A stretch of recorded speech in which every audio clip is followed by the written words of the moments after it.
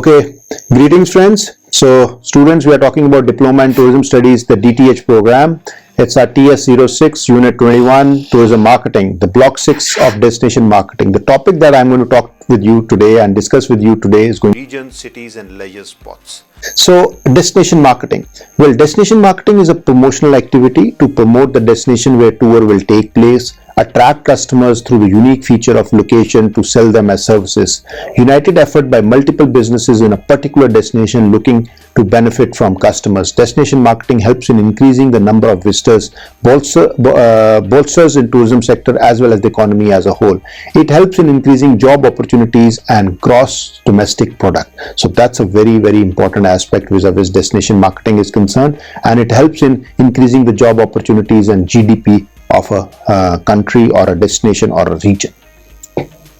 Trends of destination marketing. Well, what have been the major trends of destination marketing in 2020? Well, the focus has been on sustainability. Sustainability, as you all know, we all keep talking about the fact that we should always look at building up a sustainable destination. We should try to leave the destination, if not in a better manner, at least in the same manner as we acquired, so that the destination is able to build, grow and work in properly. 70% of the travelers are of the opinion that travel companies should offer more sustainable travel choices. So that shows that even our customers, even our travelers have become very conscious about the fact that that the destinations have to be sustainable and they have to be working in a very positive aspect. This emphasis on sustainability means a number of travelers are making decisions based on how eco-friendly a place is. So that's a very important aspect.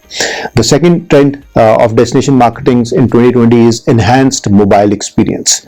40% in 2015 to more than 70% in 2017. France and Australia are comfortable researching, booking and planning their entire trip using online only a mobile device. So that's what we are talking about. The mobile experience is growing. Lots and lots of people are trying to work on vis-a-vis mobile experiences are concerned. They are trying to build up their presence online, and customers are also very comfortable accessing the tourism websites, travel websites, trying to access information about destinations on their mobiles and trying to build them in that particular manner.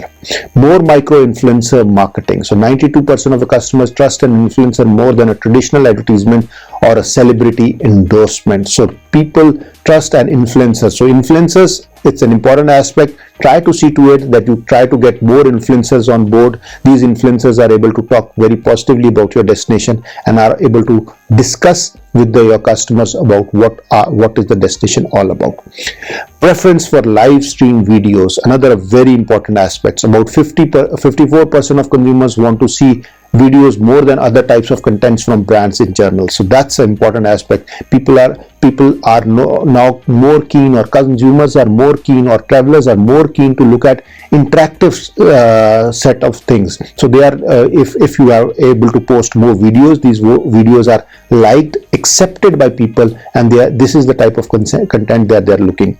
Research shows that more than 60% of people thinking about going on tour watch travel related videos. Again, a very important aspect, that 60% of the people want to watch travel related videos. They want to watch all the videos. They want to what this actually portrays is that when a customer or a tourist embarks on his journey, he wants to have more on hand information. He needs to have as much information as possible regarding a destination. He wants to see to it that what sort of things are going to be available in a destination. So they watch all these videos, and what you know that there are lots and lots of issues, problems that people encounter on airports or railway stations or bus stands or during travel or ferries. So there are lots and lots of videos which showcase these problems, and travelers want to look at these problems beforehand. They try to watch these problems. They try to see to it that what sort of problems might erupt or they might have to engage with once they are traveling. So they should know about these particular problems. They should try to see to it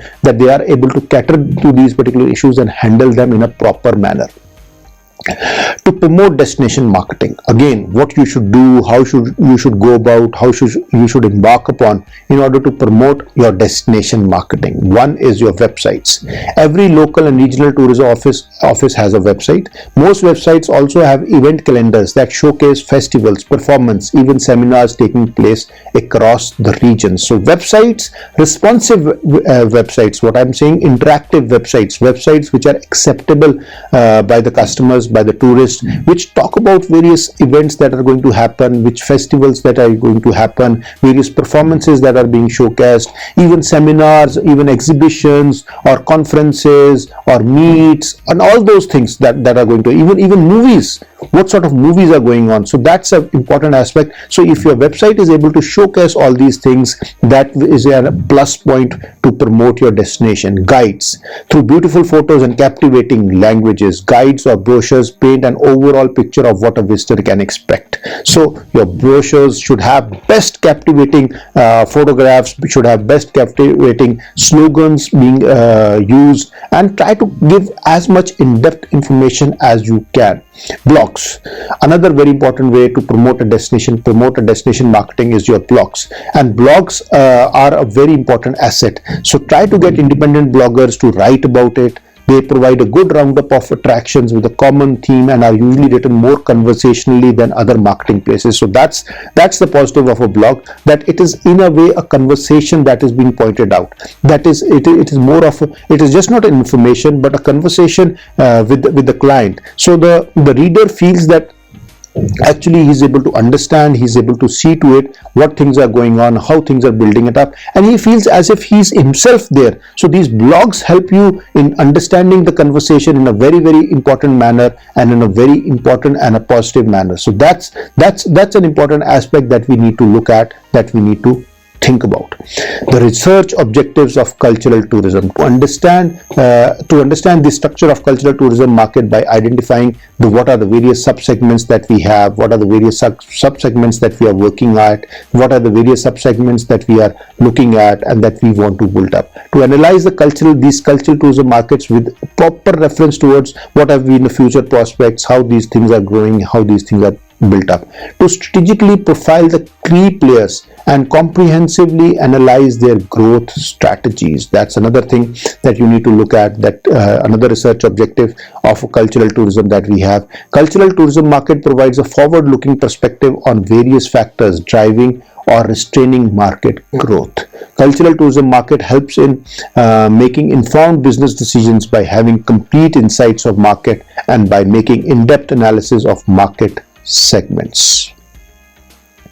Most popular states in India for cultural tourism. Well, there are many states which are flourishing vis-a-vis cultural tourism is concerned, and how these states are working. One of them is Rajasthan. Well, we all know that there are various folk songs and musics vis-a-vis Rajasthan is concerned, and music reflects the cultural heritage of Rajasthan. This is being portrayed in lots and lots of movies, lots and lots of shows, lots and lots of festivals are being conducted which showcase these folk songs, these musical aspects, this cultural heritage of Rajasthan. So Rajasthan is considered as one of the cultural hubs of our country, and a large number of festivals and fairs are held in Rajasthan. These fairs and festivals are very important aspects, and these fairs and festivals help in the growth of Rajasthan, and they have been in a way able to showcase what is going on in Rajasthan. Many festivals like Camel festivals, Marwar festival, Pushkar festival. Pushkar is, dear students, you all must be aware of the fact that Pushkar is one of the most sought of festivals, and lots and lots of traders, also lots and lots of customers and international tourists are constantly looking at that to attend these festivals of Rajasthan, especially the Camel festivals, especially the Pushkar festival, and they try to come to these festivals and they try to get engrossed within this cultural heritage of Rajasthan. All these attract many tourists to Rajasthan, and they get to see the rich culture of the state. So even the international tourists that are coming, they try to see, and we have seen the people get fascinated by these particular things, and even on international platforms we have seen that the festivals of Rajasthan, the cultures of Rajasthan, the songs of Rajasthan are being played and they are being showcased, and their acceptance has grown in a big way. Even in the movies, in the Bollywood movies, this culture of Rajasthan, the festival of Rajasthan, and the heritage of Rajasthan is showcased in such a manner. So that's why Rajasthan is able to attract lots and lots of movies, also lots and lots of productions houses go to Rajasthan and they try to showcase how things are moving up or building in that particular state. Another Indian state which is very rich in culture is Tamil Nadu. Now, Tamil Nadu is also famous for cultural tourism in India. So, what is so important about Tamil Nadu?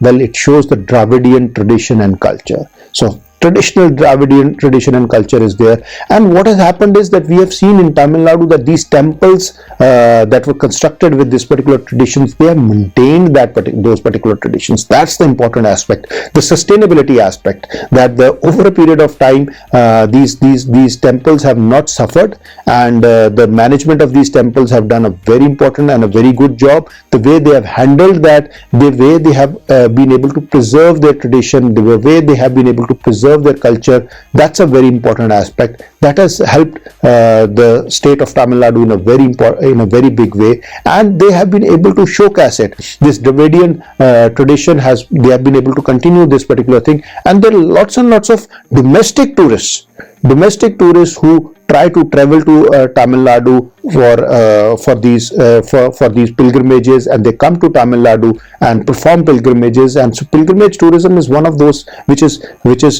really cherished in Tamil, and their culture has protected that. So these temples which mirror the rich cultural heritage of India also. So these temples in Tamil Nadu, they also try to show the rich cultural heritage of India, and they try to showcase that how things have been growing over the past so many decades vis-a-vis Tamil Nadu is concerned. Another very important state is Uttar Pradesh. Uttar Pradesh has a lot of tourist places which also testify to the rich culture of the country. Uttar Pradesh is I'll say a big basket of Indian culture which showcases the rich culture of the country, and this big basket has so many products to show. Let's talk about one very important, the Taj Mahal, the epitome of love. So Taj Mahal, every visiting foreign dignitary to India, his first choice is to go to Taj Mahal in Agra. So that's a very important aspect. And international tourists, Taj Mahal forms a very, very important aspect vis-a-vis international tourists is concerned. Every international tourist, I'll say 99% of international tourists who come to India visit Taj Mahal in their first visit itself, and one person who are not able to visit Taj Mahal in their first visit, they always come, they become our repeat visitors. They would like to come back again, they try to come back again and try to visit the famous monument that is Taj Mahal in Agra. So Taj Mahal has been a major selling point for India. It has become a USP, unique selling proposition or unique selling point for India, and UP, Uttar Pradesh has benefited immensely out of it, and it has been able to take care of it. Of late, lots and lots of measures have been taken around Taj Mahal to preserve it, to see to it that their sustainability is maintained around it and it is taken into account. Well, in Uttar Pradesh, it's just not Agra, but there are cities like Varanasi, Allahabad, Vrindavan and Ayodhya. We have a big project coming up in Ayodhya which is going to where it's just not going to be Ram Mandir alone, but there's going to be a big project over there for international tourists, so that international tourists can come and they can see our rich heritage and culture. It's all about showcasing our heritage and culture. Vrindavan showcases it in a very important way. Varanasi, people come to visit Varanasi, Allahabad. They try to see how that culture has progressed over the years, and how we have been able to maintain that tradition. That's an important aspect. Obviously, these places, these cities, Varanasi, Allahabad, Vrindavan, Ayodhya, Agra are very beautiful. Uttar Pradesh government has been able to manage them. Uttar Pradesh has been able to take care of them. But the point is also that how the warmth within this rich culture is shown when you visit these particular places. That's an important aspect that we have. Now we come to the opportunities for cultural tourism. Well, It's an important aspect that cultural tourism is international travel directed towards experiencing local arts, heritage, landscape and traditions. So that's what cultural tourism is. Cultural tourism is actually international travel which is directed towards experiencing these particular things, how heritage and landscape and traditions are working on. It is a broad market with many sub or niche markets, experiences from cultural tourism, but it's a very broad market, as we have been constantly talking about, as we have been constantly showcasing about it, that it's a big market, but there are lots of subcategories within this particular market. And for example, if we can talk about culinary activities, we have Awadhi cuisine in India, we have Kashmiri Wazwan, we call it cuisine. These are the culinary activities where people like to indulge in food vis-a-vis these particular regions are concerned. They like to eat vis-a-vis these festivals are concerned. So cultural tourism, culinary activities, where for example continental, Mediterranean food, so people travel to far off places just to experience what sort of culinary activities are being undertaken in those particular places, how those culinary activities are being growing, how those culinary activities are actually helping in the growth or attracting tourists that particular region or destination.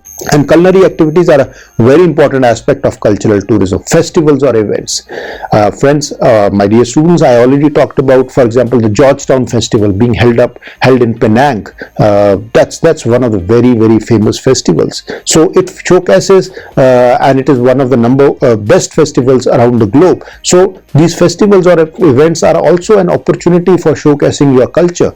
The Malaysian government helps or the people of Penang try to showcase what their culture is all about, what their heritage is all about, what their language is all about, what sort of food they used to have in ancient times, and still they have preserved those particular things. So that is a very important aspect. So we need to see to it that showcasing festivals, building up an events around these festivals or in these particular cities also helps us in understanding what sort of our culture has been, what sort of cultural destinations these are.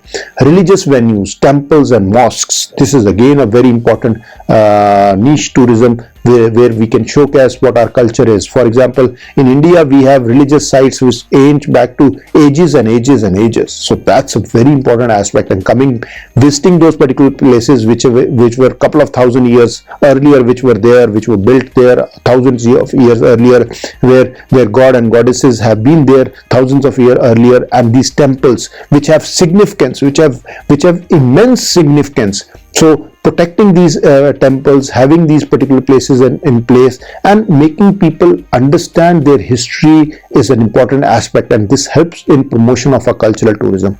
Museums and exhibitions, well, museums around the globe and exhibitions and fairs around the globe are very important or a very big opportunity for showcasing the cultural tourism. These museums are able to show how things are moving, how things are building, and they help in growth of the cultural tourism. And museums are one of the acceptable modes through which cultural tourism is progressed. Traveler profile. Motivated cultural tourists like to be prepared before going on a holiday. That's an important aspect. Any learned tourist would like to be prepared before going on a. They study the destination thoroughly and like to see and learn as much of it as possible. So that's what I was talking about earlier also, that travelers usually would like to look at the videos, would like to look at the profiles of the destinations, would like to have more interactive stuff. And as the research has shown that more than 70% of such travelers want such type of information online, so that when they embark on their journey, they are already learned enough. This group is quite demanding. The travelers who are usually going for cultural tourism are very demanding sort of a thing, because they have higher educational background. They are people who are learned enough. They are people who have acquired certain degrees, and they have certain setup of cultural knowledge also. They are medium to high income group people. So considerable interest in culture, considerable interest in social and environmental issues also. As I told you, that culture is directly related to the sustainability aspect also, and a lot of people would be very keen to understand that how environmental issues are being handled, how they are being taken care of, and how they are being worked at. interaction with locals, offer opportunities for interaction with locals, emphasize these opportunities in the marketing activities. This trend towards interaction with the locals is expected to continue over the next 5 years at least. So that's an important aspect where local people are looking at interaction with the locals. And we have a very important concept of homestays. So this homestay concept was built up with this thing in mind only, that we need to offer opportunities where you can go and stay with the locals, work with the locals, and understand what they are doing and how they are doing and what sort of things that they're building up. This homestay concept was actually trying to build up the authenticity aspect vis-a-vis these destinations are concerned. Authenticity, the next point itself is authenticity. This has become a major factor in tourism.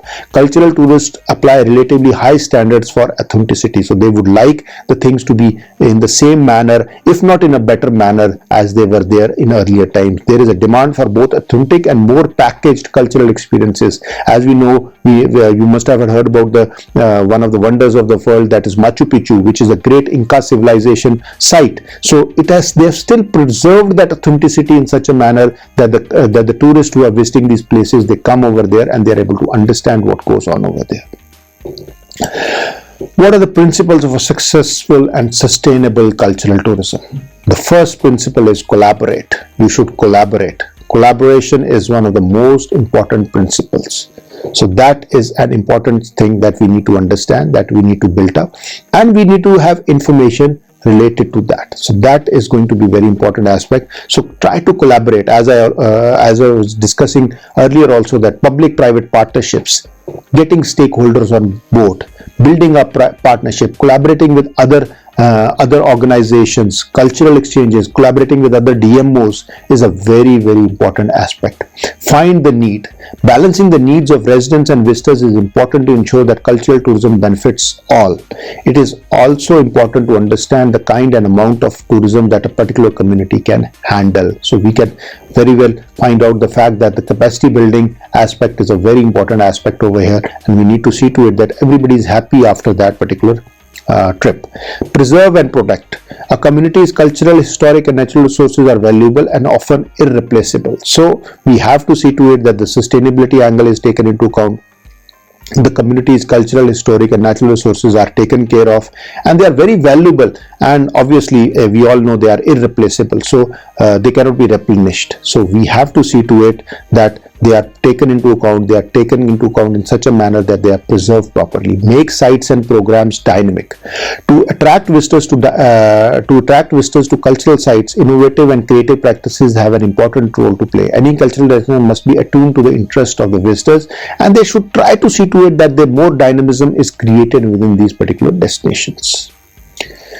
Potential benefits of cultural tourism. Well, the first one is increase resources for the protection and conservation of natural and cultural heritage resources. So that's one of the very important potential benefits that we are looking at, and that we feel is a very important one. Increased income from tourist expenditures. What we are always looking towards is that we want more and more tourists to come, but we also want that every tourist to spend that extra rupee vis-a-vis that destination is concerned, and how that extra rupee can be used. New employment opportunities. Obviously, if more tourists come and if the spendings increases, that extra rupee increases, more people get employment opportunities, more people get employed vis-a-vis that those type of destinations are concerned. Increased tax base. Well, obviously, if there are more spendings, there will be more earnings. If there are more earnings, more people will come under the ambit of tax, and they will be willing to pay more taxes. So once your revenue increases, your profits increase, and once your profit increases, your taxes increase. So the taxes is an indirect way of the government will also earn a lot of money. Higher GDP of the country. Obviously, this all leads to the higher gross domestic product of the country, which is our prime motto, and to see to it that the country grows, the country builds up in a positive manner. Development of cultural tourism through festivals. Well, cultural festivals in particular enable intangible regional culture to attract tourists as low expenditure and spread regional culture with ease. Cultural festivals do not require fixed buildings and may make good use of existing space. Thus, cultural festivals may be classified as economically, socially and environmentally sustainable tourism. Festivals provide the tourists the opportunities to see the local communities, celebrate their culture, and help the visitors to interact with the host community. Well, there are lots and lots of suggestions for development of cultural tourism. A lot of people have been talking about that how these things could be built up, how these things could be understood, and how they could be worked up. And development of cultural tourism is a very important aspect. And we, especially for countries like India and which are rich in cultural heritage, the development of cultural tourism should happen, should be worked, because it will eventually lead to growth of the economy. It will actually increase the revenue for the people, and it will actually help the people to grow. So as the tourism industry in India is growing, it should focus more on promotion of sustainable tourism. So obviously, development of cultural tourism vis-a-vis sustainability is an important aspect, as we have seen that a lot of historic sites, a lot of culturally rich sites get destroyed over a period of time, just not by natural disasters, but by some man-made disasters also. A lot of man-made disasters have been happening, and a lot of visitors who visit these sites have not been able to take care of these particular sites. So that is a very important aspect. Many of our old monuments are like our lost primary sources. So these can be restored to revive our rich art and culture to become sites of tourist attraction. So a lot of our old monuments are being lost, as they have been lost because of the various, as I already told you, because of man-made disasters. A lot of actions of visitors or tourists who visit these particular places, and that is a huge blow to the cultural heritage of any country, especially India. Well, top destination marketing trends in 2020 that we had, one was focus on sustainability, that we have been always talking about, that people should focus on sustainability. Increased use of virtual reality technology, so that's again a very important aspect, that we should be able to use that, what is the virtual reality, and all the technology that we have on hand, we should be used. Enhance the mobile experience, that's again a very important aspect. More micro influencer marketing, consolidation of DMOs and cross industry partnerships, as I already talked about, preference for live stream videos. Growth of the experience economy, experiential marketing is one of those aspects which people look up to, which people are constantly talking about, and which they are looking towards and want that to be. And experiential marketing can be also enhanced vis-a-vis if proper mobile experiences are taken into account, and if technology, virtual platforms are used, and social media platforms are used, and technology is made use of. Well, the cultural tourism has been already explained pretty well, and we have been talking about that, how it has been working up and how it has built up. The World Tourism Organization has defined it in a proper manner. Arts and heritage tourism is classified as experiential tourism in the sense that the tourist is supposed to seek an encounter with the history of a place and its culture. It is an attempt by the tourist to improve their social status and self-image by recounting their presence and participation at the event to their peers and opinion leaders. Within the cultural celebrations involve sharing of the symbolic meaning of social practices, whereas for the outsider it is an opportunity to view the social organization of a particular community. Well, examples of marketing destinations in an event is, as I already talked about, the Pushkar Mela, which is one of the very important aspects, which is looked up, which is taken into account, and which is developed in a very positive and effective manner. The Taj Mahotsav is a much awaited event. India's extensive arts and culture are on display. Folk music, shairi, and classical dance performances, along with elephants and camel rides, games and food festivals, all add to the excitement of the occasion. Khajuraho Dance Festival in MP. The 1,000-year-old temples at Khajuraho are majestic structures sculpted in stone. Every year in March, these splendid temples come alive during the week-long festival of classical dances. The Marwar Festival, Rajasthan. The festival celebrates the Mandi style of the folk music and evolved classical style held during Shard Purnima. The folk artists bring alive the legends and folklore of the earlier times. cultural tourism and COVID-19. Well, obviously COVID-19 has also had a lot of impact on cultural tourism. So what we try to do is the recommendations outlined by the UNWTO Ethics, Culture and Social Responsibility Department in collaboration with its international partners with competence in culture and tourism, improve information and data exchange between sectors, specific data on the socio-economic impacts of COVID-19 on culture and tourism, as well as on the solutions being put in place for cultural tourism survival, will allow for more focused mitigation to respond to different needs and replicate the good practices. Launch innovative alliances. Tourism and culture can forge alliances with tech companies and the private sector to improve access to capacity building programs on culture and sustainable tourism available online. Form a more resilient tourism and cultural workforce. Try to see that your workforce is better. Strengthen governance structures for better coordination and information sharing. Attract as many new audiences as possible. That's a very important fact, that you need to attract new audiences, build an emotional bond emerging between citizens and cultural creators. Recovery of cultural tourism, shift from quantity towards quality. That's an important aspect. Diversify cultural tourism products. So we need to see to it that they are diversified. Boost communities' participation and domestic tourism. So local communities will have to embrace to this particular aspect. Customize cultural offer for international visitors. Enable cultural tourism entrepreneurship and innovation. Make cultural tourism accessible to all. Well, in the end, I would like to conclude by saying that we can say the proposed recovery measure must be implemented more and more in response to changing environment. The recovery must be in line with other sectors, fight disease outbreaks and restore economic performances. Promoting flexible service will be another strategic tool to attract potential customers. Thank you.